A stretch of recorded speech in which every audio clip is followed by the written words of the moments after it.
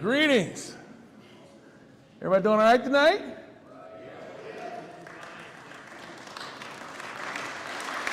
Good. There you go. My name is Galen Gordon, and I am a proud Cincinnatian. I'm a Cincinnati cheerleader and a streetcar rider. And it's exciting to be here in the First Lutheran Church. It's exciting to be back. We've done this before.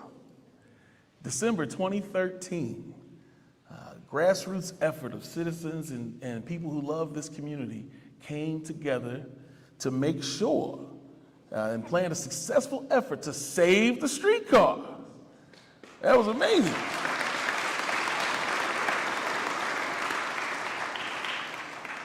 Now we got a few housekeeping items that we want to make sure that we take care of before we get going into the show. Okay, restrooms, if you haven't seen them, there's a family restroom just immediately through these doors here. And then there's a women's restroom downstairs on this north side and men's restroom on the south side, okay? So if you gotta use the restroom, feel free to take care of that. We're gonna have presentations here. We're gonna conversations from some folks who are vast and well-knowledge as far as streetcar and transit. And we're even gonna do a little question and answer. We have some time towards at the end, okay? So if you have thoughts and questions, we'll be able to do that towards the end of the presentation. Also, in the back room, we've got some streetcar routes, 9 of them, that have been thought up and come together. We've got some maps in the community room that we're going to be able to have you all go back and actually rank your favorite route, okay? Now, I'm going to ask you now, just because you live in West End, I say that because I live in the West End, doesn't mean you pick the West End route, okay? I know we love the streetcar, but we want to do what's best for Cincinnati, right? We want to do what's best for our community and what's best for each other. So as you go back there and you look at the different routes that are in mind, think about what's best for the city and what's going to help the city grow the best. And then you get to rank them, okay? Those information and the scores and the rankings are going to be available within the next month. You will have the opportunity again to look and see and rank later, if you don't get a chance to go back here. It's a small room, cozy. I don't use the word small, I work at a hotel. It's a cozy room. But give everybody a chance to kind of get back there and get through. And if you don't get to put your rank on, just get the QR code. We're gonna have information on Facebook, the websites, all that. So everybody's gonna get a chance to do it. That sound okay? I'm gonna talk about our objective tonight. Our objective is not to make the case for building 9 streetcar routes, okay, all at once. All right, now maybe we find out which one people like the most, and you can maybe build a second one and a third one maybe. But we're not trying to build 9 today, okay? We're trying to get a consensus, right? This is a grassroots effort. We're trying to build some enthusiasm and get a consensus on which line we believe as a community should be built next, and perhaps the next one after that. Our scope, while it may seem a little limited tonight, we've only got about an hour of time. Before showing you some maps of the possible expansion routes, we're going to talk about how this meeting came to be, about the characteristics of modern streetcars and what we'll need to take into consideration if the decision is made to move forward with expanding our streetcar. Now, we're not getting into a debate about whether buses are better than streetcars and what's the cost of building it and operating it and how you're going to pay for it. What we're trying to do tonight is really just fuel the conversation, okay? Fuel the conversation about how and what can be possible. This effort is not sponsored by the city or any other municipalities that, might benefit from our line being put in that community. We haven't had those appropriate conversations that are important, the community engagement and those kind of things. That's for other people to make happen, okay? All right, so we are here again, fuel the conversation about expanding the route. I'd like tonight now to bring up our host, Pastor Brian Ferguson's got a few words. All right, and he's going to welcome you. Thank you, Pastor.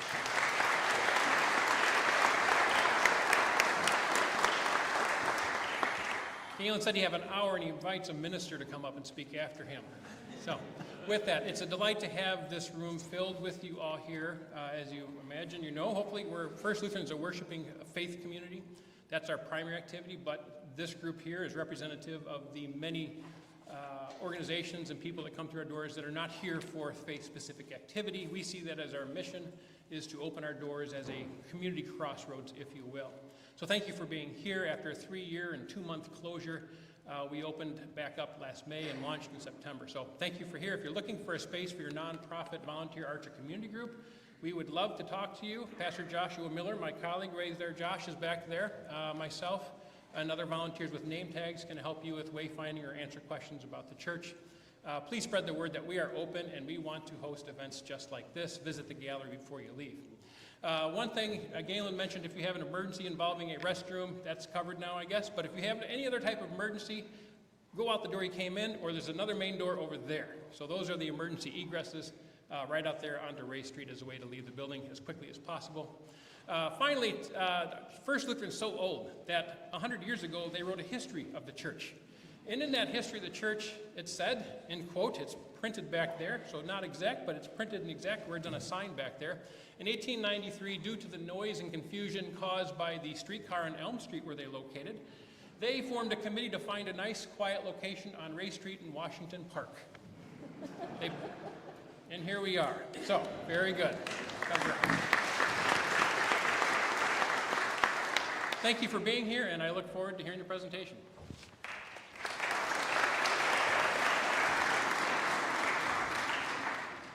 Isn't this an amazing facility, an amazing church, right? This building is beautiful.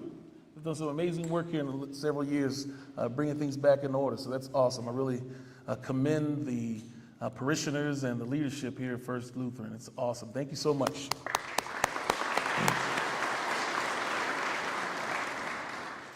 Some opening remarks from Daniela Beltran. Daniela is a Prospect Hill resident, active transportation enthusiast. She's an urban designer with Yard & Company and working with communities around the United States, finding creative ways to improve how places are experienced. She serves on the Cincinnati City Planning Commission and the board of the American Planning Association's Cincinnati chapter. Ms. Daniela Beltran.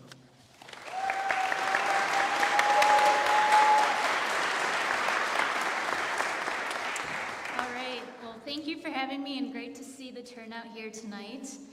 So my role with getting this presentation started, I'm really trying to provide some of the community context for why we're here tonight. So I'm going to take about 10 minutes to go through some of that. So what I thought it would be helpful to start with is just thinking back kind of historically. You all are very familiar, I'm sure, with Cincinnati. The streetcar system we see today is, of course, not the one that we first had. So when Cincinnati was built, part of the early process and transit, we did have a streetcar in the early heyday. And it's helpful to think of that because at that time, the streetcar had a really distinct purpose of making our hillsides accessible, and that really helped us to create neighborhoods. So places like Mount Auburn, where I live, became a neighborhood because of the streetcar. And so it's just, I think, again, helpful reminder to think about it in that time. And then, of course, places change, and the 1950s, that changed as far as people started to use cars. Cars became more popular and better access to them. And so that really started to kind of incentivize the removal of the streetcar. And so we did have several decades where there was no longer a streetcar in Cincinnati. So then kind of fast forward, and then the 90s, we started to see a new discussion around the streetcar, and largely that was around some new thinking around the benefits of both public transit and what the streetcar can do for modern communities. And of course, I'm sure many of you were around for some of the conversations that happened into the 2000s that ultimately led to the streetcar that we do have today. And so 2012 is when that construction started, and 2016 is when we saw the streetcar open. At that time of when the streetcar was being discussed, there was a specific objective that the streetcar had, and largely that was around we needed economic development. Many of you know that over the downtown area, we're experiencing population decline. Businesses were really just having a tough time, and so there was really a strong need for some kind of boost to our community and specifically the downtown area. And we had some economic impact studies done, and those studies really showed that when you look at the cost of what it takes to build and the benefits that could be provided, that the streetcar would positively support businesses and spur new development in our downtown and neighborhoods. So that was, I would say, the primary objective was really thinking of the streetcar as an economic development tool. And then sort of a side benefit was that it would also help people get around more efficiently, more quickly if you were on foot needing to get to these local destinations. So when we sort of evaluate, since this got started, how has the streetcar performed, we find that it has really outdone itself when it comes to that economic impact. In 2019, we had a local planner take a look at some data from building permits, and again at the end of 2019, and what he discovered was that over $1.4 billion had been invested, new investment in the area 1,000 feet off of those stops. And so since then, we know that that number has just grown. From a ridership standpoint, over 1.1 million users in 2023 rode the streetcar. Compared to other systems in the US, there are about 15 systems right now of modern streetcars, and ours outpaces the number of passengers served per hour of operation. So naturally, all those million riders, and I'm sure many of you are starting to think about, where else could it be nice to get to by streetcar? So John Snyder, who you'll hear from, he of course played a pivotal role in the streetcar we have today. He was curious to know who else is thinking about this. So he kind of went to Facebook as just a starter, wanted to put the question out there, where should Cincinnati streetcar go next? 170 people commented with ideas and their thoughts.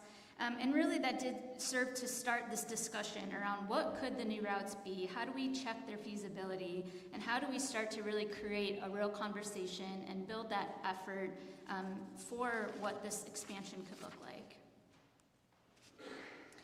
So as you've heard tonight, we're going to talk about these 9 potential routes that have started to circulate, and really 5 of them are deemed constructible today, whereas 4 would really depend on the bridge projects that are underway. And as was mentioned, tonight's discussion is really to focus on the viability, get a pulse check on your thoughts for those 9 routes.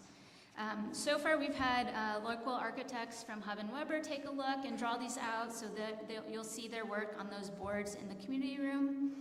But we're here to hear from you, if there's enough reason and data to warrant others to look at, we're happy to add those to the mix. And so excited to dig into these with you here tonight. I also want to note that the input you'll be providing tonight is going to be supplemented by some input that has already been put underway. An online survey went out late last summer with some questions trying to gauge how have people been experiencing the streetcar. Since late summer, we've had 2,600 people respond to that survey. I think about 300 took that over the last couple weeks. So there's some results quickly I want to highlight.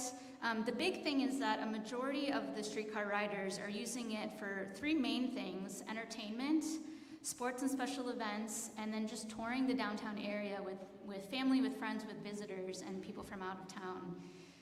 It is worth noting about 1/3 of the respondents are using the streetcar for necessities, things like going to Kroger and getting food from other places downtown. Streetcar riders are people who are predominantly also using private vehicles and walking as their other means of transit. And then when asked to rate their experience, they gave it a 7 out of 10, and then noted the caveat that really they would rank that higher if it reached more destinations. And then just a note on who we tracked, just the age groups of who's been responding to those, and the respondents are very evenly distributed of adults 21 and over taking that survey. And then one highlight here on this chart, as far as we asked how likely are you to support an expansion, and over 90% said yes, they support that. And the green bar is 83% showing very strong support. So just a quick take on the next steps. You've heard a little bit tonight. We're really trying to get input and really make this a grassroots effort around what are these 9 options, how do we think about them and evaluate them.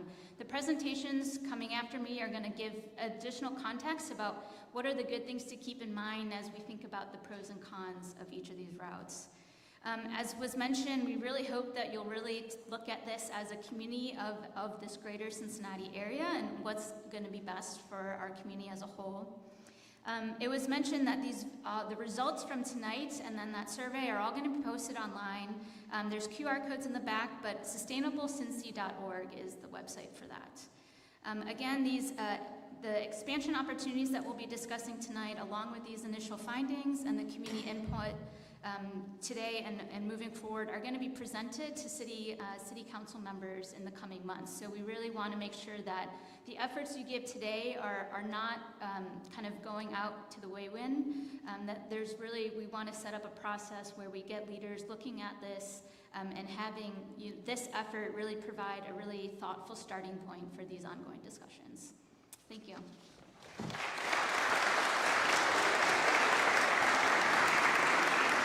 Thank you, Daniela. These opening remarks and really laying the foundation for the conversation that we're going to have tonight. I want to give an overview of Streetcars. Mitch Radakovich works as a data scientist at Procter & Gamble. He lives in Over the Rhine. He serves as the vice chair of All Aboard Ohio, which is working to bring more long-distance passenger rail to our state.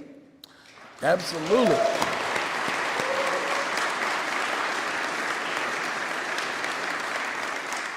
Maybe one day we can get up at a decent hour to catch the train, right? Mitch's favorite ways to enjoy our city include long runs and exploring Cincinnati's incredible food scene. Mitch Radakovich.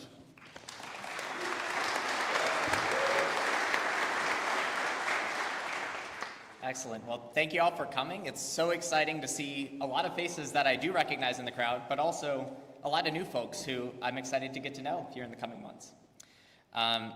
So yes, as Galen said, I'll be giving y'all an overview of Streetcars today.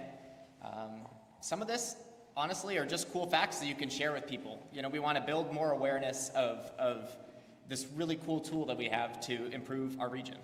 So with that, did you know there are about 400 light rail and streetcar systems around the world? About half of them are in Europe, and a quarter have been built since 2000. Outside of the United States, they're more commonly known as trams, so you may hear both of those terms. And altogether, these systems operate about 2,300 different lines and over 40,000 rail vehicles. So the busiest systems are in Europe. Some of the cities are Budapest, Vienna, Prague, and Paris. And then outside of Europe, also Melbourne and Hong Kong have very strong ridership. But the busiest and most crowded system is actually in Alexandria, Egypt, which, fun fact, took some of Cincinnati's fleet in the early 1950s after they were retired from here. Melbourne and St. Petersburg also have the most miles of light rail, and then Dallas ranks in the world's top 10 with 4 light rail routes and 2 streetcar lines, and those run nearly 100 miles, so we're talking sizable systems. Recently, system expansion has been strongest in South America, but projects are in progress around the world, including right here in the Midwest. So this is an important clarification here. Although the vehicles look the same, there is a distinction between streetcars and light rail vehicles. So streetcars, like the one that we have here in Cincinnati, the trains are actually based as a one-car unit. And they usually run on streets with mixed traffic, so streets where the cars are driving as well. Most US streetcar systems, they start in downtowns as urban circulators, as was shared earlier, with the objective of promoting car-light property redevelopment and then providing transportation within the urban core. On the other hand, light rail systems, they operate on much longer suburb to downtown routes, or also routes to airports. So you think more like a commuter route, for instance. And light rail mostly operates on its own guideway, separate from shared traffic. And they also go much faster and carry significantly higher volumes of passengers. So an example there, Budapest Light Rail actually uses the same vehicle as Cincinnati's streetcar, but it couples 8 or 9 of the streetcars together on certain routes that go much farther and carry many more people. In the United States, some examples of light rail are in Seattle, in Denver, and in Salt Lake City. And in the US, we see them with up to about 4 vehicles in general. So about a third of light rail and streetcar vehicles are partially or fully low floor. And what that means is that no boarding platforms would be needed.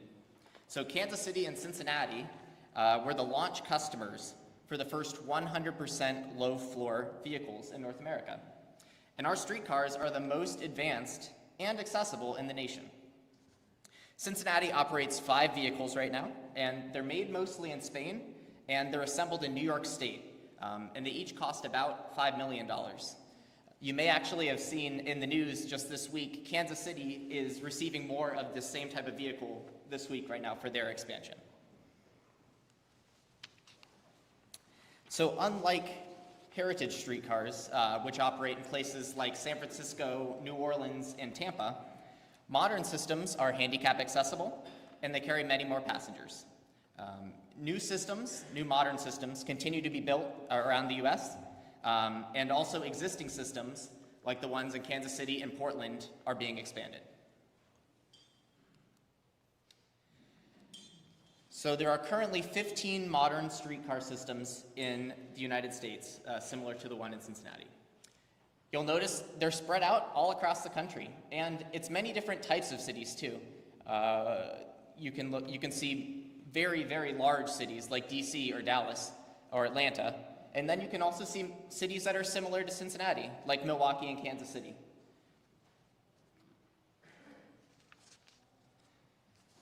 So the Cincinnati streetcar cost $148 million to build initially, and it costs about $5 million annually to operate. And it's performing extremely well, carrying over 1 million passengers in 2023. And to put that in context, only 1 or 2 bus lines in the entire region carry more passengers each day than the Cincinnati streetcar. And those routes are many miles longer. So we actually measure this productivity by the number of passengers per vehicle per hour. And it's the most important measure of transit efficiency and effectiveness. And we can use it to compare systems across the US and the world. The Cincinnati streetcar vehicles average about 100 passengers per hour, which makes our system the 3rd most productive in the nation, after Tucson and Kansas City, both of which are also fare-free like Cincinnati. In addition to ridership, development along the streetcar line has ballooned, as was also shared earlier, with over, now, we're willing to say, $1.5 billion invested since the streetcar's opening. Yeah, that's really exciting.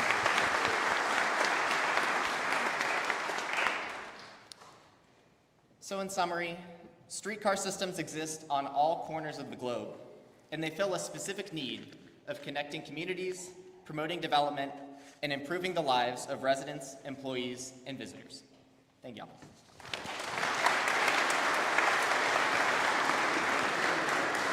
Thank you, Mitch. Oh, man. Mr. Streetcar. I'm excited about John Schneider. I don't know about you. You talk about a man who's enthusiastic, got love for Cincinnati. That's John Schneider right here. So excited that John has really been a part of this for so many years. John was a longtime member of the City Planning Commission. He led citizen campaigns to reconfigure Fort Washington Way and build Great American Ballpark. Former Mayor Mark Mallory even tabbed him Mr. Streetcar for his leadership in the return of passenger rail to the streets of Cincinnati. And so let's hear a little bit, general principles of streetcar investment from John Snyder. Come on.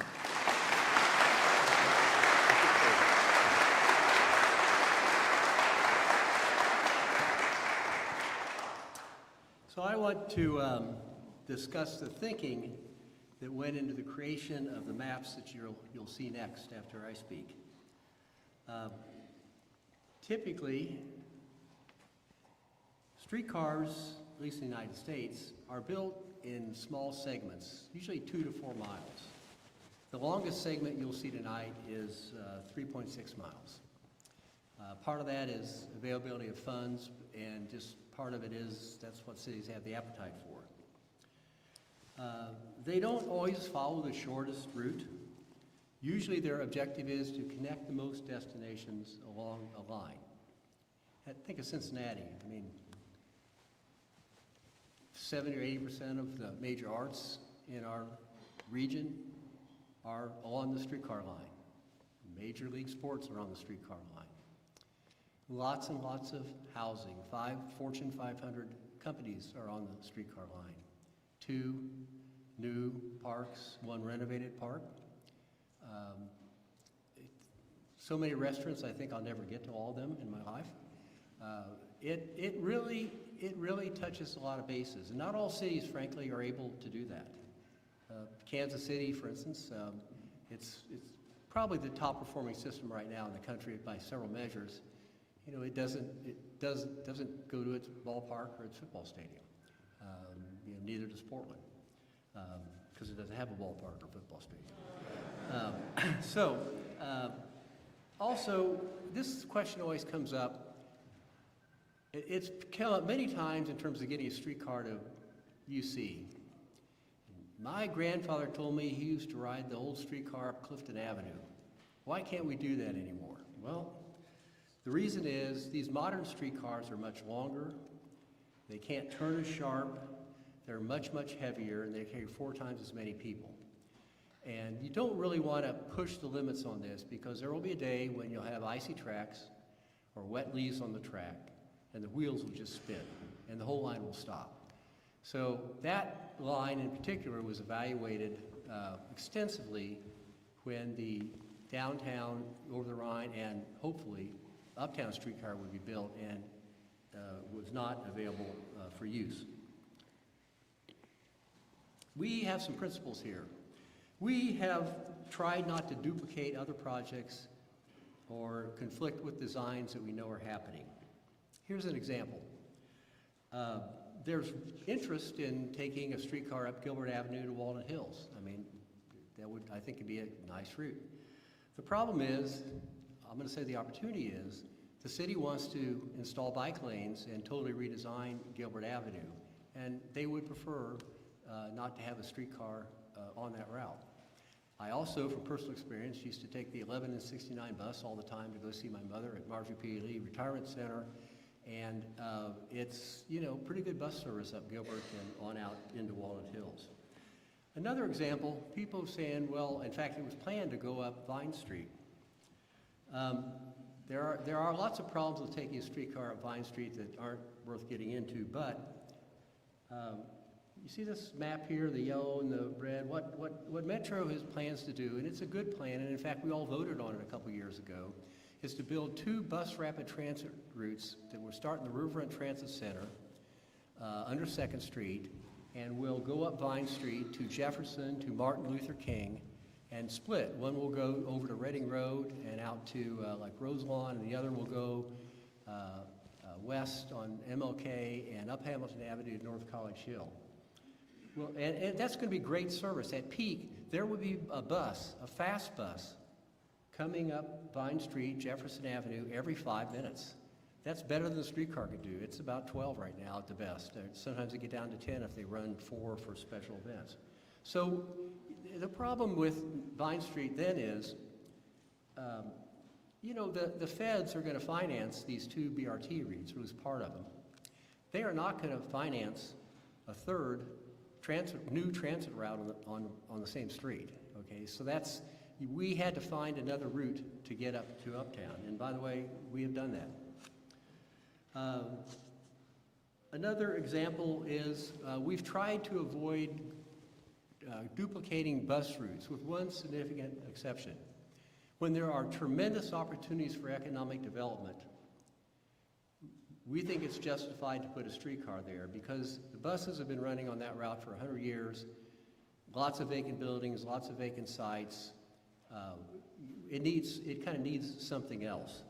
And there's a good example here. For years, my wife and I used to ride the number 64 bus back from Findlay Market carrying groceries. That bus, by the way, goes up Elm, comes back on its way to Westwood, and comes back down Ray Street. You know, that 64 bus is still running, it still has people on it, but there's a streetcar going up and down the same street that's also filled with people. So, you know, I think they may be kind of doing 2 different things. One is sort of a line haul, long-term route, and the other is a circulator that is more frequent. So in some maps you'll see some duplication, and I think it's probably fine, although we have tried to avoid that unless we had a good reason to do it. We'll, as Daniela said, we'll show 5 routes, 4 of which need new bridges before they can get built. This is Western Hills Viaduct, and this is how you all can be really helpful here. We need to design these 4 new bridges to accept rail. Just if we don't do it now, it will be incredibly expensive to do later, or it won't get done because it'll be too disruptive, and it may be impossible if the bridge is not structurally designed for it. It's really now or never for some of the projects that Erin's going to show you on her maps. We've done this before. When we built the street, prior to the time that we built the streetcar, we built the Main and Walnut Street bridges over Fort Washington Way with what are called sacrificial slabs. I'll try to draw a picture of it. We basically boxed out an area 9-12 inches deep and a box, you know, rectangular box where the rails are going to go, and we poured the concrete around it and let that harden, and then we poured new concrete inside of the box. So when it came time to, and kept all the steel away from that, the structural steel. And so when it came time to put the rails in, we jackhammered out that rectangular box, pretty easy to do without affecting anything else, laid the rails in there, and then poured the concrete around them. That's something that contractors, I don't want to say they do it regularly, but they know how to do it. It doesn't add significant cost, and it needs to be done. And there are problems. Right now, one of the routes you're going to see is going to connect Newport and Covington if the Kentucky Transportation Cabinet builds that bridge over 4th Street with sacrificial slabs. If they don't do it, I don't think Covington will ever see streetcars, not in my lifetime, and there's some young people here, maybe their lifetime, but that's something that really needs to be done like now, today. That contract's going to be let pretty soon. You got to maintain these vehicles, and this is the Maintenance and Operation Facility, the MOF, as we call it in the biz.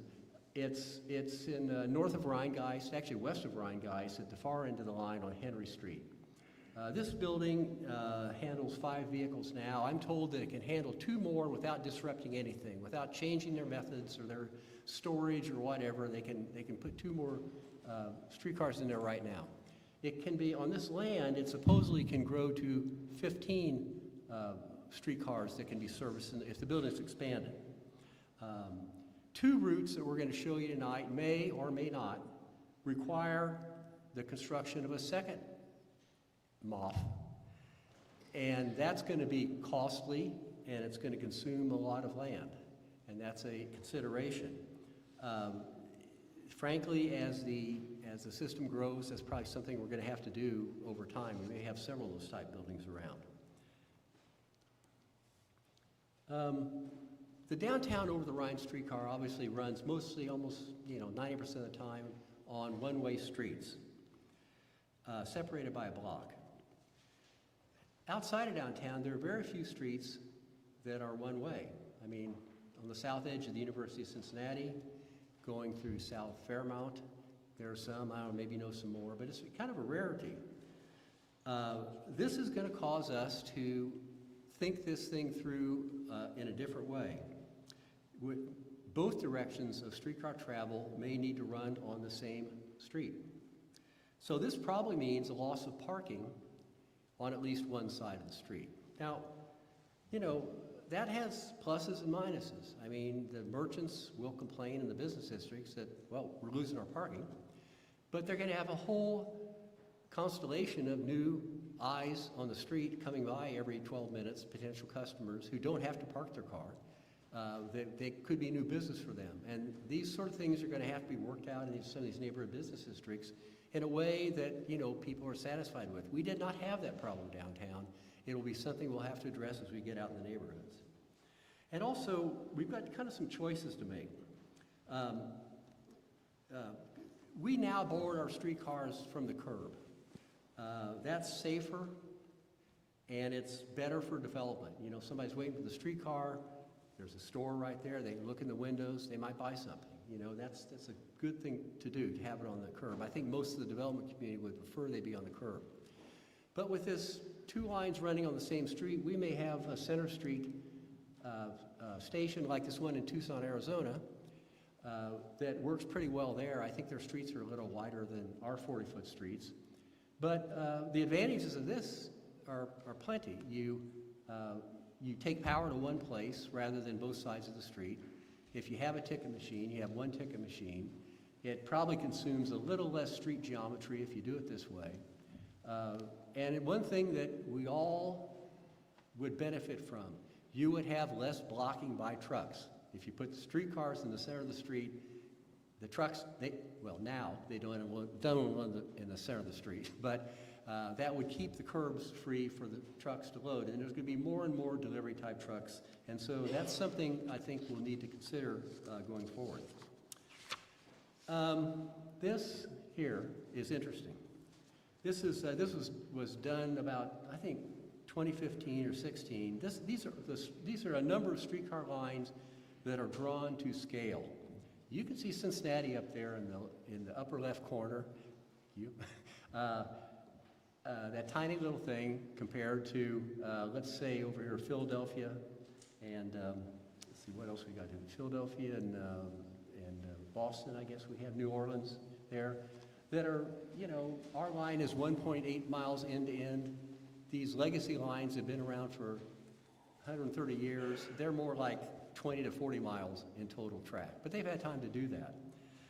Some of these lines here have expanded. Tacoma and Kansas City have expanded.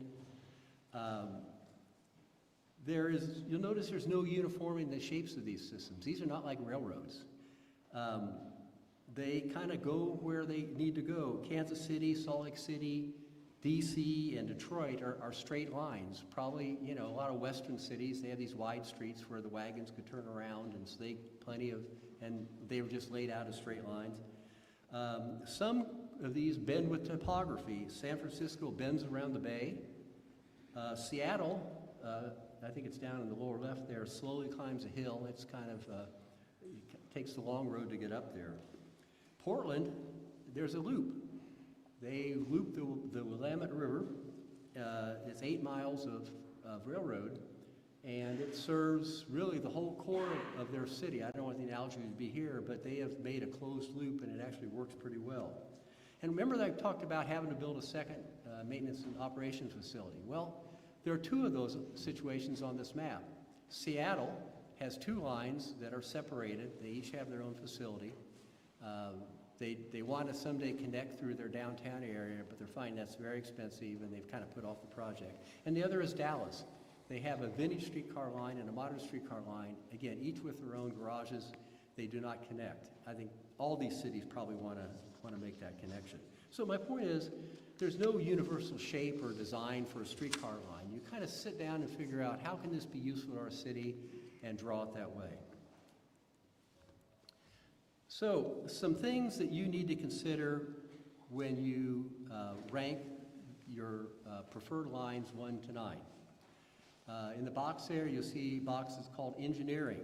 You know, there will be pinch points in neighborhood business districts that will be, you know, I'll give you one, Ludlow Avenue. You know, that's a very busy place, a lot of people coming up to park and everything. How are the Ludlow Avenue, we're not putting a streetcar in Ludlow, by the way, but how would you take a streetcar through there? That's a challenge.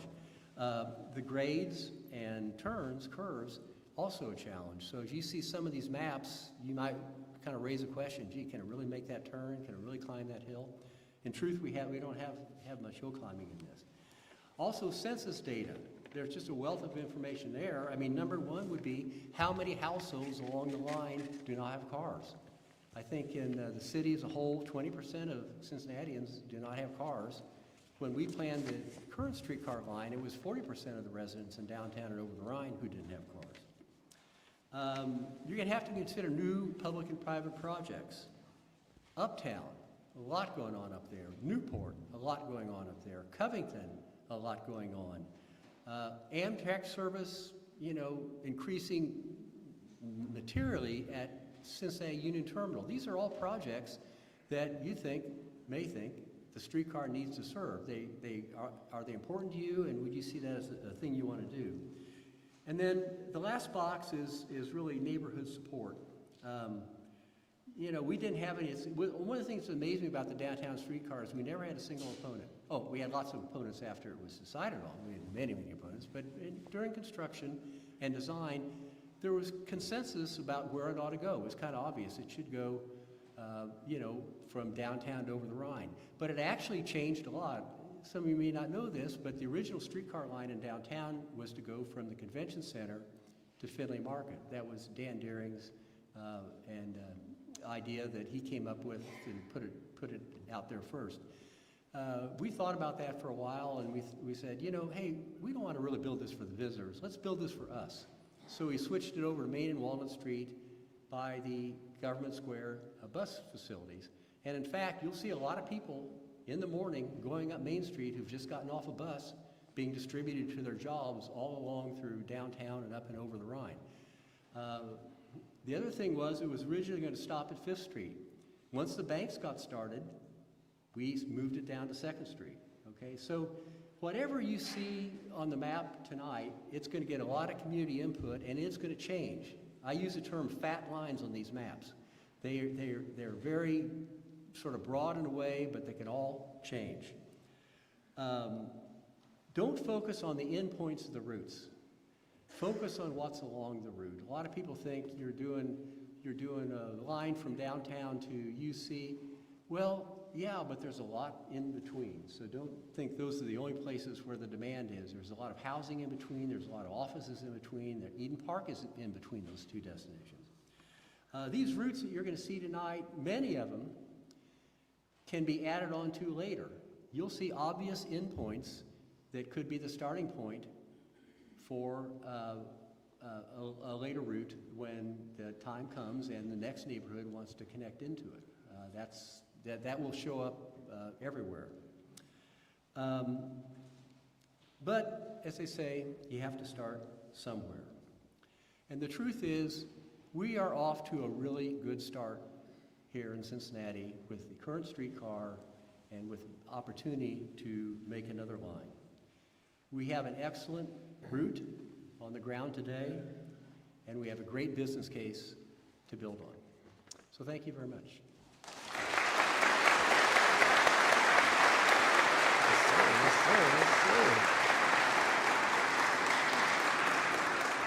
That's all right.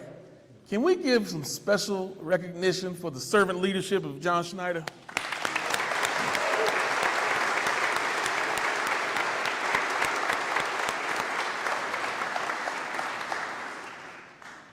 All right. Before our last presenter, she's got the nuts and the bolts of what we really came to see. Want to make sure that you are aware, after her presentation, we will have an opportunity for a few questions. I'm going to come down. I get to kind of live out a dream of mine, and that's to play Phil Donahue. Okay? Now, all I ask, just like you would Phil Donahue, I'm going to put the microphone on your face.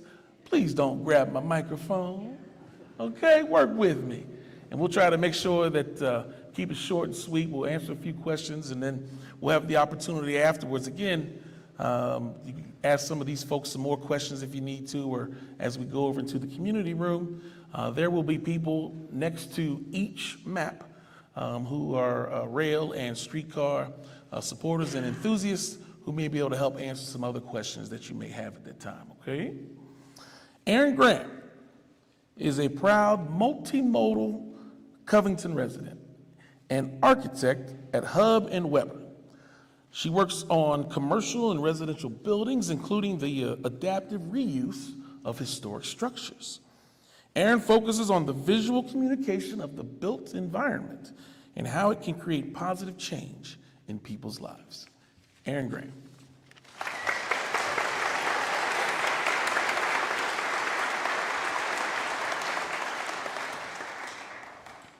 Hello. Welcome again to anyone who's joining us. Now that you are all streetcar experts, it is my privilege to reveal our 9 proposed new routes. Last year, John and Matt with CTSD reached out to us to help them develop these routes based on the initial feedback from the public, the principles that you just heard about, and a passion for spurring development around our city. So, let's get started. First, let's look at what is already in the pipeline. Here you see the existing connector and how it relates to the Metro's new bus rapid transit routes on Hamilton Avenue and Reading Road. As John mentioned, one of our goals for this exercise is to complement other forms of public transportation, not duplicate them. So throughout the proposed streetcar maps, the existing streetcar route will be noted in the dark blue, and the BRT routes will be noted in green. All right, time for the big reveal. The first map that we're going to look at is one that could easily have been part of the original streetcar route. This is the Mohawk Corridor. It extends the existing Elm Street track to McMicken, and then down to Mohawk Place, and down to the intersection with Central Parkway. When it returns, it connects back to the Race Street line. Parks and points of interest are noted on each map. You'll see them in kind of these green and blue squares. And if you look at the maps online or on these boards in the back, it'll label each of those, but you wouldn't be able to read them at this scale. You'll notice that in addition to this dashed streetcar route, there are some dotted lines as well, kind of around. And those note the 1,000-foot radius, which is considered the affected area of a streetcar when you're talking about impact.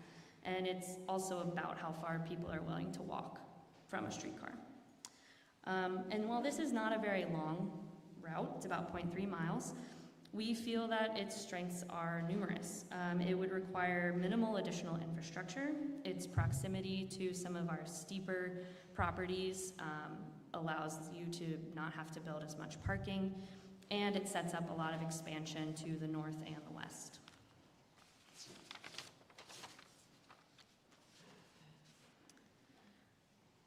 Such as the West End Corridor. So this line follows that Mohawk extension, which you can see at the top there, crosses Central Parkway and follows Lynn Street all the way down to Ezra Charles and then back. This route creates a huge potential for commercial development along Lynn Street. It supports the Dayton Historic District, which would be on the left there, close to where it says West End. And it improves accessibility for thousands of residents. It covers much of the West End in that dotted 1,000-foot radius, even if it is a little bit less of a direct route to get there. Alternatively, that Mohawk route could travel north to Camp Washington. So it would turn onto Central Parkway. It would follow the I-75 pass up to Marshall Avenue, and then it would go across to Coleraine and up to Monmouth near the American Sign Museum. And then it would, as John mentioned, follow this same route back, which currently we don't have, but we think is a definite possibility for new streetcar routes. Like the West End, there are many vacant properties along this route that would benefit from a catalyst like the streetcar, especially considering the proximity of Cincinnati State, which is just off the north end of this map. Central Parkway is a little narrow, and a lot of the areas around it are very steep, which makes it a little less walkable than some of the other routes that we're going to look at. Clifton to Walnut Hills. This is our longest route. This is the 3.6 mile one that John mentioned, and it's also the one you might have seen in the paper. We'll start in the top left, up at the intersection with Ludlow. The tracks would travel down Clifton, and then across on McMillan, all the way over to Woodburn Avenue, turn around at the intersection with Madison Road, and come back on William Howard Taft, which becomes Calhoun Street, and then up Clifton again. And as it's drawn currently, this would cross I-71 twice. This is the first map that we're seeing that has an intersection with the BRT down near Vine Street. And it's also the first that does not connect to the existing route, which would require that maintenance and operations facility, which I just learned today you can call it MOF, which is a lot less of a mouthful. At this length, it would connect up to 7 neighborhoods in Cincinnati and increase accessibility to the university and to a bunch of the hospitals. But what about downtown, you say? Well, we did that one too. There has been a discussion of extending up Vine Street, West Clifton. John took you through that already. We don't have to get into it. But we agree that this is a route that we really need to propose. And so our solution is Reading Road. The route begins at Central Parkway, goes down Reading, and up to Burnett before using University and Daniels Oak Street to get to and from Short Vine. Due to high traffic volume, the route might require a designated line for buses and streetcars, but that could also contribute to some traffic calming, make it safer for a lot of modes of transportation. The development radius encompasses numerous development opportunities and part of the university, and it could extend north in the future to the zoo. Caveat slide. Okay, so the last 4 quarters, as you know, these are all dependent on future or ongoing infrastructure projects. They could greatly be impacted by that new construction, whichever plan is finalized.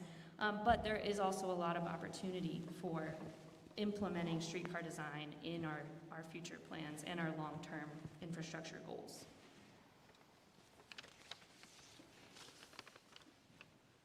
First is Ezra Charles.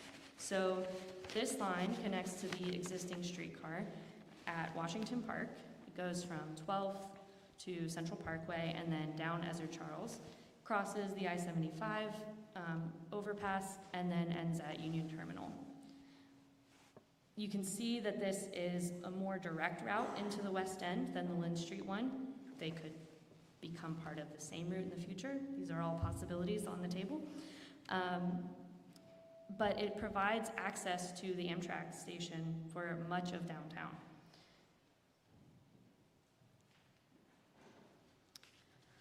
South Fairmount. This corridor ties into that earlier Mohawk corridor in the bottom right there. This is a very long corridor. And it extends up Central Parkway again, goes across the Western Hills Viaduct, and to the Lick Run Greenway using Harrison, Queen City, and Westwood Avenues. Fairmount is an area with many former industrial sites, and it's ripe for redevelopment, I'm told. And it benefits from streets that are wide enough to accommodate a streetcar fairly easily. And This one would obviously be influenced by the new Western Hills Viaduct infrastructure. Queensgate. So this one is so affected by new construction that we didn't really know what to put. But we thought it was important to this discussion, and so we included this. It provides a much-needed route through downtown. So it uses 5th Street and 6th Street. It turns around at Broadway, and then it extends somewhere in Queensgate. The new Brent Spence bridge work, or our preferred bridge forward plan, will deeply impact the path of this line. But we think it provides a much-needed catalyst for development in Queensgate and that connection. And last but not least, the Kentucky Corridor, as I'm calling it. It starts on 2nd Street, up in the top left there, moves across the Taylor-Southgate Bridge, down 4th Street and back on 5th Street in Newport, and then from York to 10th Street and back on Monmouth. There are a lot of options that we've decided to illustrate on this one. So the first option is the use of the Riverfront Transit Center, which is that first light yellow dashed thing up there. If you don't know about the Riverfront Transit Center, it was a federal infrastructure project that has not seen the traffic that it was built for. It is below 2nd Street currently, and so it has a lot of infrastructure built in to allow passengers to move from below 2nd Street up to, the main street level. And this would allow us to use that more effectively to allow more connections to happen in that space. And we think the feds would like that a lot too, since they paid a lot of money for it. But it would guarantee that we need another MOF for the Newport tracks. The second option is an extension into Covington by crossing the 4th Street Bridge, going down 4th Street, and then down Madison to 8th and back. If you are a Covingtonian, like me, this seems amazing. Or even if you just like spending time in Covington, this seems really great. Seems like it would connect a lot of riverfront communities together. Unfortunately, the state of Kentucky and the city of Covington have not shown a lot of interest in a streetcar, and we don't believe that they are planning to include any of those sacrificial slabs in the 4th Street Bridge project. If you are looking to get involved in trying to convince them otherwise, please see Matt after this. But let's say that we can get everyone on board. What if we were to build all of these routes? What would a Cincinnati look like that has that kind of connectivity? It would look something like this. 16 of Cincinnati's 52 neighborhoods, 4 in Newport, and 6 more in Covington would all be affected by these routes, connecting areas of development and moving more people without adding more cars. Hopefully one of these, or more of these, who knows, has evoked some strong feelings and opinions, and you've already started thinking about which ones you'd like to see moving forward. Galen is about to explain to you how you can participate and make your voice heard in the process, and I hope you all will take part in that. Thank you.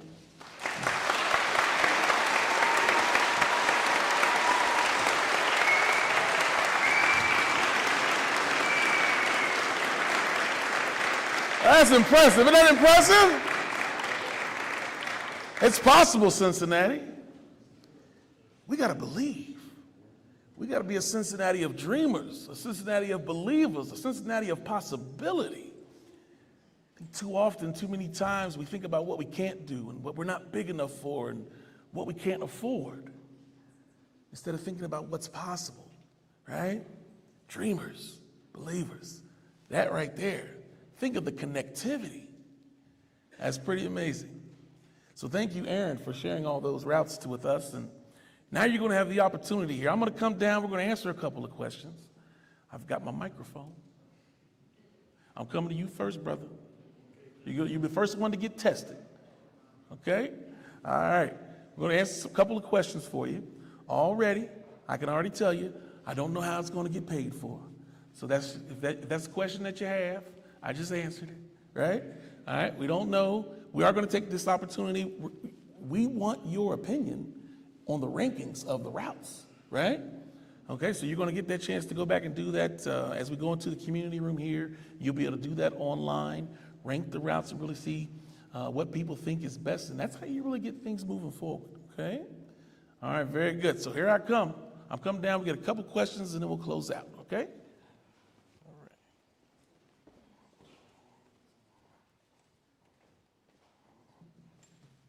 All right, yes, sir. What's your question for the panel? My name is Bill Singer. I am a retired lawyer. I live on Mound Street in the West End. My suggestion is a way to pay for this. And we just are in the process of receiving a $1.6 billion windfall from the sale of that railroad. It's going to be in a trust fund, and the income from that trust fund will certainly go to pay for infrastructure improvements in Cincinnati, and that would be one way to finance this instead of, I mean, the federal government is already paying for the new bridges across the Ohio. So I would, Mr. Singer, if I can, I just want you to know that the railroad and that is for, I believe, current infrastructure, so it wouldn't be for this. Okay, so that's not something that could do that. And again, respectfully, we're not here tonight to talk about how it's going to be paid for, but there's going to be an opportunity for that. And so you'll have that opportunity to be able to voice that at that time. Tonight, we're talking about getting here and figuring out which routes that we like the best and what people really feel are the best ones to move Cincinnati forward. And then there'll be the opportunity to discuss in neighborhood forums and with community engagement on what the city and what the residents feel about how it should be paid for. There'll be a different time for that, okay? well, okay, that's All right. fine. I Yes, will- sir. And you be ready to voice your opinion I at just the want time. to tell you Yes, sir. that money is going to be there. Yes, it will, but it can't be for this because this is new infrastructure, is my understanding. Okay? It's okay, brother. I'll come back to you. Please try to stay away from vehicular traffic. Dig that. All right. Thank you, Mr. Singer. We got another question? Yes, sir. Come right to you. Yes, sir. Evening. My name is Nicholas Altieri, and I think we're all very excited about these projects. So, I mean, I live on Mohawk Street. I'm extremely excited. yeah. But what type of timeline are we looking towards any of this, I guess, iron to slab here? Sure, sure. Let's see, Aaron, I think that you're going for you. You'll give that to John. Give that to John, timeline? Well, if the city acts purposely and there's consensus, I think that route could be built very quickly. It's 0.3 of a mile long. Some of the others would take longer, but again, if there's leadership in our city and we don't have the nonsense we had with the streetcar that's on the ground today, I think any of these routes that don't require bridges could be open in 5 years. They don't require bridges, and if City Hall acts purposely to get this done, 5 years. Thank you, sir. All right, yes, ma'am, this question. My name's Elizabeth Curtis, and I usually live in the east. I'm in Cincinnati for family reasons. My neighborhood, Mount Lookout, is not up there.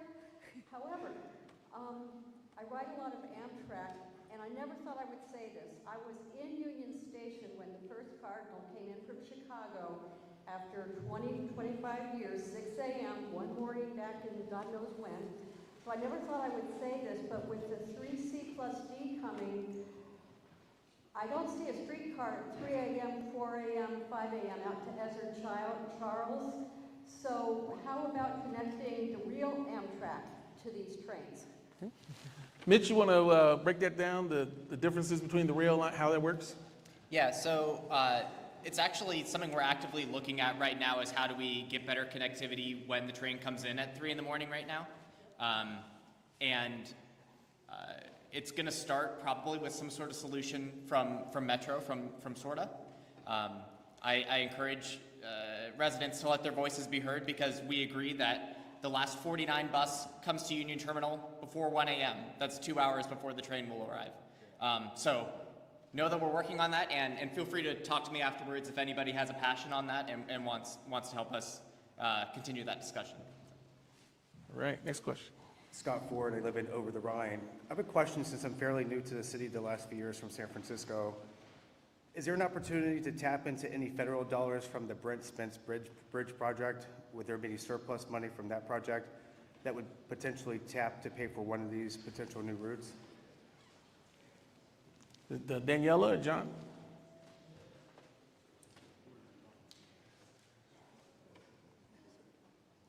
I'll just relay, we don't know that quite yet. I think that would be something that would be good to keep in mind, but it's too early to know if that's an option. All right, got a question here. Yeah, I know I used to be a football player. Who was there? All right, yes, sir. Sorry, thank you. Hi, my name is Mark. I live in College Hill. Are any routes, or rather, could you rank them? Can they be ranked in terms of expandability? Is one route more expandable than others, or should they all equally be expandable if there's political will? There you go, Aaron. I would say you can rank these based on whatever criteria makes the most sense for you. I would say that any of these routes could be expanded. The needs 5 years from now, when any of these routes get built, or 10 years from now, when some of them, the landscape of Cincinnati has changed so much in the last 10 years. Who knows what it's going to look like then? So I think if you think this is the one that makes the most sense right now, and it's the one that can expand later, rank that as your first choice.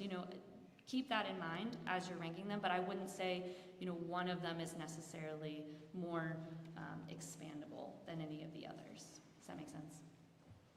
Thank you, and please be aware, folks, our streetcar today, the route it's on now is not the route that it originally thought of. So there's going to be the opportunity. We're just coming up with some ideas that have used some data and have used some strong information and research, but when there's actually time for community consensus and conversation, the routes, even if it came through, one that you really liked, the actual route may change. It's possible, okay? In the past, Mr. Schneider has advocated for going under Clifton Hill. John, could you speak to the possibility of going under the hills, please?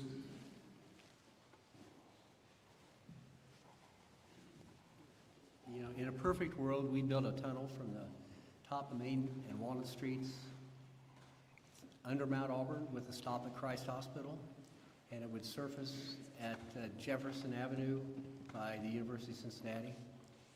That's not going to happen. The reason is, I think it's the best solution just from my read of the city, but I'll go back to the BRT routes. Metro is going to put 2 BRT routes, high-speed routes, frequent routes on Vine Street. The tunnel would be 1,500 feet east of there. I would hate to make the case to the feds that, thank you for putting the 2 BRT routes on Vine Street. Now we have this several $100 million tunnel that we want to build 1,500 feet away. And I just think it's a future foregone. It would have been a nice thing to do. I think it would have been the best thing to do, but I think it's not going to happen. Maybe somebody here will see something like that, but I think that's not going to happen. All right. Hi, everybody. My name is Ryan Crane. I'm a East Walnut Hills resident. So naturally, I think interested in what you called the Clifton to Walnut Hills route. Could you guys talk a little bit about maybe some of the logistical challenges or advantages of using that route to connect to the BRT to then go to the main connector route now? So you would have to change vehicles. So does that make sense as a way to connect the connector to the universities, hospitals, et cetera, in that area.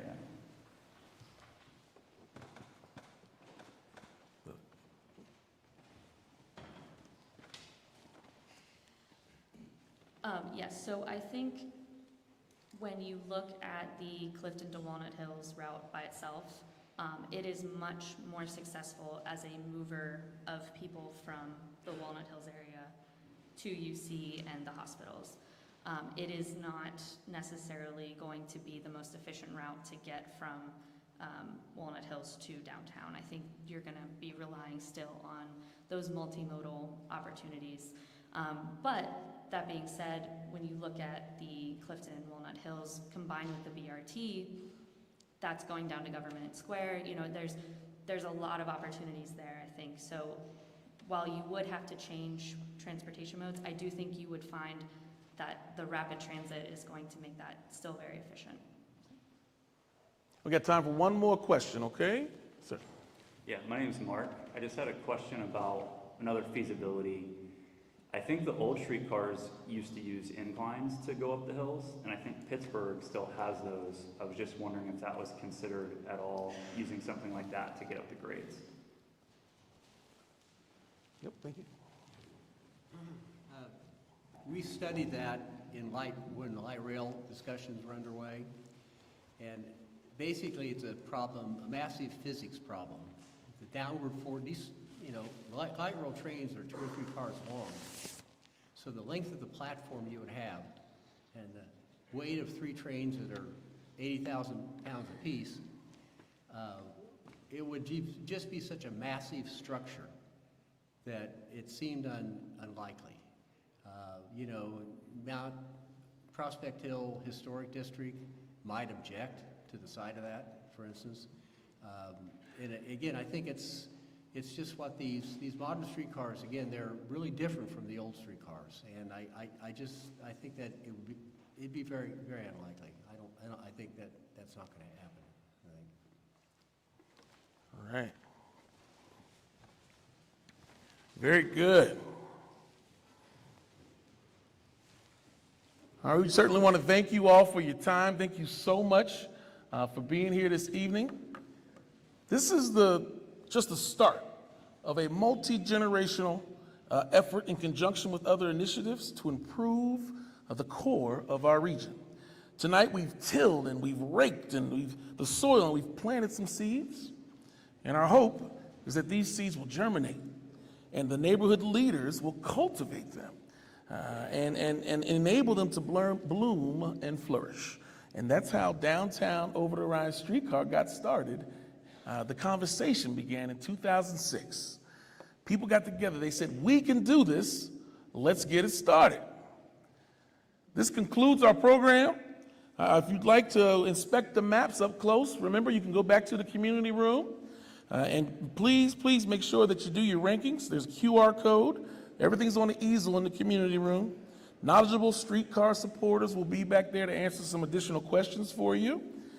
And finally, again, with the QR code, we want to thank First Lutheran Church. Thank you so much for hosting.